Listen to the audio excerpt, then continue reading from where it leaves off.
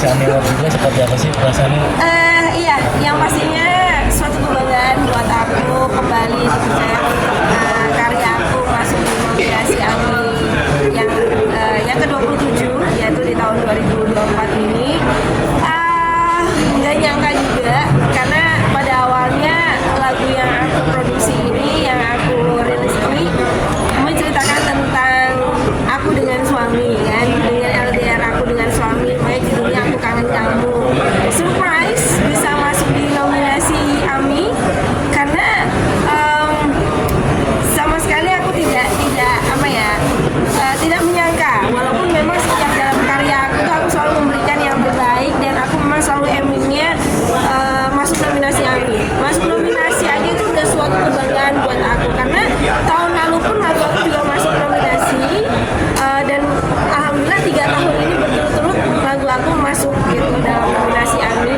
Dan walaupun memang aku belum pernah memenangkan Piala Ami, tapi buat aku gini loh, menurut aku benar tadi, Ami itu adalah bagaimana the way of life kita gitu loh, bagaimana memberikan sentuhan terhadap semangat kehidupan kita. Dan akhirnya benar, karena kita memang selalu aimingnya untuk masuk Ami, makanya setiap tahun dan sampai sekarang pun aku selalu berkarya dan selalu memberikan karya-karya yang terbaik. Kalau enggak, mungkin aku udah selesai gitu ya. Apalagi dengan sekarang juga kan masih banyaknya dengan saingan-saingan yang lebih muda dari Gen Z kayak gitu. Ya udahlah, males, atau mungkin aku dengan sudah malas dengan ya udahlah, orang juga udah tahu aku. Tapi aku nggak gitu. Yang bener banget yang namanya Ami itu selalu memikirkan the way of life kita itu memang benar gitu. Ada inspirasi dari situ.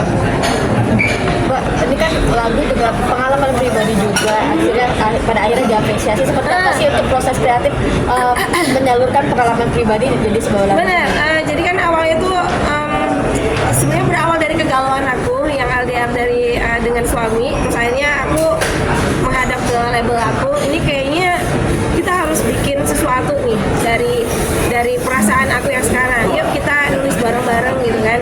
Dan alhamdulillah Pak Rahayu dan juga DJ Donald mengapresiasi dan juga menyerap apa yang aku curhatkan. Akhirnya dibuatkan lirik seperti itu dan relate banget dengan apa yang aku alami sekarang. Dan terciptalah Aku Kangen Kamu. Dan insya Allah juga mohon doanya ada proyek besar juga dengan lagu ini ya, dengan salah satu brand juga ya. Mudah-mudahan ini menjadi berkah gitu untuk kita semuanya, dan ya terutama untuk aku ya, karena selama ini aku berkarya itu benar-benar dari hati. tidak memikirkan yang nanti bakal sukses atau gimana, atau mungkin bakal viral, enggak. Aku hati dulu, hati senang ya, insya Allah itu akan akan berjalan dengan sendirinya. Kapan lagi nih Mbak untuk mengeluarkan karya? Kalau untuk mengeluarkan karya, insya Allah di awal tahun 2025 ya gitu. Entah itu sebelum Ramadan atau setelah Lebaran. Jadi aku sudah ada nih, tinggal nanti nunggu. Biasalah kalau kita kan di label kan ada antrian untuk rilis gitu. Jadi kita tinggal nunggu itu aja. Kalau untuk rekaman, alhamdulillah ini udah dalam tahap finishing musik. Jadi insya Allah mudah-mudahan udah bisa segera dirilis. Kalau Super Suami sendiri, lagu kalian masuk nominasinya gimana? Kalau Super Suami sih dari awal udah sangat support ya. Dari mulai pembuatan video klipnya aja langsung suamiku. Terus sampai sekarang pun alhamdulillah suami itu nggak pernah lepas gitu, dari segi support mental, support doa, materi pun juga. Ya dong, namanya suami. Terus tapi yang paling penting izin dari suami, itulah yang paling besar. Karena aku bisa sampai dalam tahap seperti ini pun kalau tanpa izin suami aku untuk terus berkarya, ya nggak mungkin aku bisa sampai sekarang. Namanya suami, namanya laki-laki itu kan punya ego ya. bisa aja Mas Hendra, wes lah, aku udah mapan, ibaratnya aku udah bisa menyukupi kamu segalanya. Tapi ya bisa aja izin itu bisa di stop, di hold kapan aja. Namanya juga suami kan, kita imam dalam rumah tanggaku. Tapi alhamdulillah Mas Hendra itu tidak seperti itu. Dia itu salah satu maksudnya orang yang sangat benar-benar mensupport aku apa adanya. Karena dia bilang kalau aku tuh bernyanyi, berkarir itu adalah jiwaku. Jadi kalau aku di stop, otomatis aku juga mati gitu. Karena emang itu jiwaku. Kalau masuk Ami sendiri, suami bilang apa? Untuk masuk Ami sendiri, selalu bangga. Dia nggak pernah, dia tidak pernah nggak bangga sama aku. Ibaratnya achievement yang sedikit kecil pun dia selalu bangga. Apalagi ini masuk Ami, yang aku selalu bilang sama bojoku, ayah, Ami itu bagaikan Grammy kayak gitu loh. Kalau kita kan selama sering ke luar negeri, sering ke Amerika gitu kan, jadi ngerasa bahwa karya-karya kita tuh diapresiasi kayak gini udah wow, dia surprise banget. Apalagi yang video klipnya ini ada dia, makin gak nyangka, wah bangga banget ada ayah di situ kayak gitu kan. Ya itulah kebahagiaan yang membuat aku tuh semakin terus semangat untuk berkarya, karena yang paling penting adalah restu dari suami. Ada rencana hadir mungkin di malam puncak nanti? Kalau aku insya Allah hadir, karena kebetulan memang sudah sebenarnya aku hampir tiap tahun hadir, cuma kalau pas lagi barengan sama event aku nggak bisa hadir. Nah kebetulan ini besok memang aku bisa hadir. Suamiku yang memang sepertinya memang belum bisa, karena dia harus kembali lagi ke Doha. Ini dia lagi di Indonesia, karena kemarin lagi ada proses syuting juga. Cuma lusa dia harus sudah kembali lagi ke Doha, harus LDR lagi. Jadi ya cukup doanya itu yang membuat aku kuat. Mbak, ini kan Mbak. Oke, kalau inovasi apa? Sebenarnya aku pengen kan di lagu yang terbaru ini, aku pengen syutingnya di Doha. Ya, aku pengennya proses syutingnya di Doha. Karena kan sebenarnya aku yang pengen ya Aku Kangen Kamu itu pengennya kan di Doha. Tapi karena memang terkendala dengan masalah waktu, masalah deadline rilis, akhirnya nggak bisa. Akhirnya ini kemarin syutingnya akhirnya di Indonesia aja, karena kan kita keburu-buru gitu. Nah, yang terbaru ini udah punya nazar tersendiri sih, pengennya proses syutingnya di sana. Kalau untuk musiknya sendiri, aku masih EDM ya, dangdut EDM gitu. Kenapa aku masih belum kembali lagi ke basic aku ke flow? Karena kalau menurut aku belum menemukan kayak feel musik atau karya lagi yang untuk dikoplokan kayak gitu. Nggak pasti harus melulu aku harus koplong ya, tapi yang namanya musik itu kan universal dan harus mengikuti tren yang ada. Nah, tren yang ada sekarang juga kan lagi EDM. Ya udah, aku masih sangat senang banget dan sangat terbuka malah dengan musik-musik yang sekarang berkembang. Kak Fikar, Resolusi yang pasti sih pengennya terus berkarya, pengen terus yang satu sih, pengen terus bahagia. Tantangannya 2025 yang pasti persaingan semakin persaingan semakin banyak mas, persaingan semakin besar, apalagi dengan adanya sekarang udah masuknya gen apa nih, gen alpha ya, gen A ya, gen alpha udah semakin besar pastinya kan, dan mereka sudah bisa berkarya. Jadi saingan kita bukan gen Z lagi gitu. Jadi yang pastinya harus lebih kreatif lagi, bisa membaca pasar dan bisa membaca genre apa yang akan nanti naik gitu. Kak Fikar, tapi selama ini pernah nggak sih Tunggu, sini dulu. pernah merasakan jenuh nggak sih dalam bermusik gitu? Maksudnya ada titik di mana aduh sana seperti pernah nggak seperti itu apa? Malam dulu Iya. sebelum dinikmatin. Keluar dari zona nyaman lah ibaratnya. Pernah dong, pernah. Apalagi kan aku dalam berkarir itu tidak hanya mulus-mulus aja. Pernah ada dalam tahap yang memang seperti roller coaster, pernah ada dalam tahap yang paling bawah dalam kehidupan aku. Bahkan ada hubungannya dengan masalah pribadiku juga. Aku juga pernah ada isu dengan mental health aku juga, kayak gitu. Aku tidak apa ya, maksudnya saya tidak menutupi itu gitu. Kenapa? Karena aku rasa namanya mental health itu hampir terjadi ke semua public figure ya, kayak gitu. Karena ada tahap yang di saat gue pengen break dulu, itu pasti ada. Dan itu terjadi di tahun 2019-an. Itu aku benar-benar mental health aku lagi sedang lagi down, dan aku pengen break dari dunia musik itu. Makanya aku di situ aku benar-benar vakum, nggak bikin karya sama sekali. Dan alhamdulillah ketika pandemi datang, malah itu yang malah kayak ngebangkitin aku, malah bukan malah makin down, malah kayak ngebangkitin mental aku. Akhirnya dari situ aku mulai berkarya lagi tiap tahun, dan alhamdulillah karya-karya yang aku keluarkan selalu diapresiasi oleh AMI gitu. Jadi maksudnya kadang kita harus mundur dulu, kita kadang harus retreat, harus istirahat dulu untuk maju lebih jauh. Sempet psikolog Pak? Pernah. Terkait? Sudah. Makanya ini juga sebenarnya kenapa aku seperti ini, bukan aku ingin kayak ngemis-ngemis punya dikasihanin, bukan.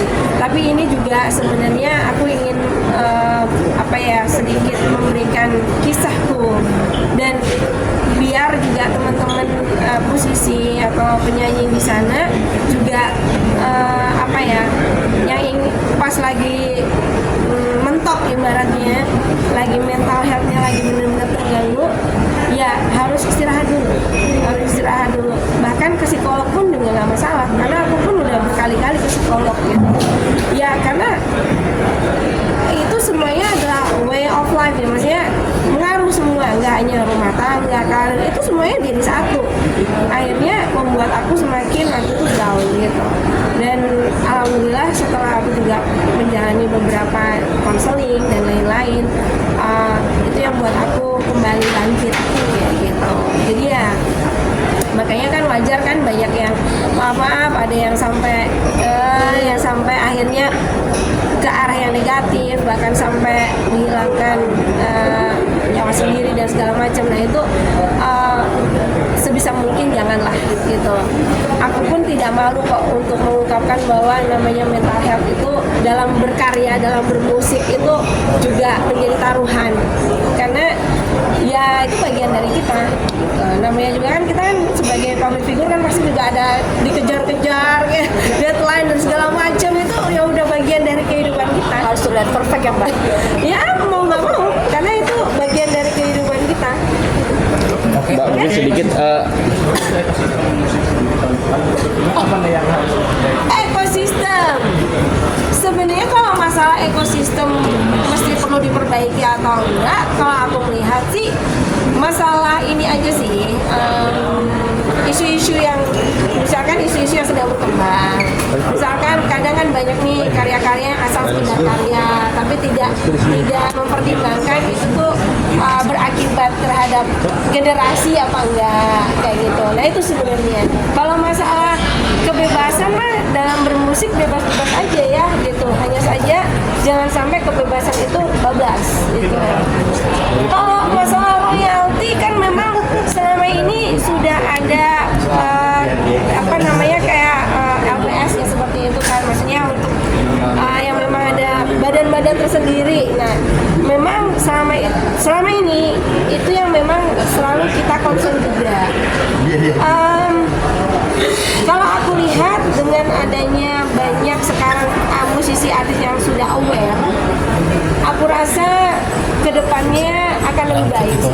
Hanya saja memang ini jangan berhenti di sini aja, harus terus diperjuangkan. Gitu.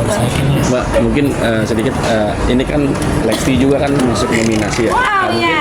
Kira seperti apa sih merasa bersaing kan? Mungkin Enggak dong, enggak pernah saya merasa bersaing. Justru malah saya selalu bangga dengan generasi muda sekarang yang concernnya sangat luar biasa terhadap musik Indonesia.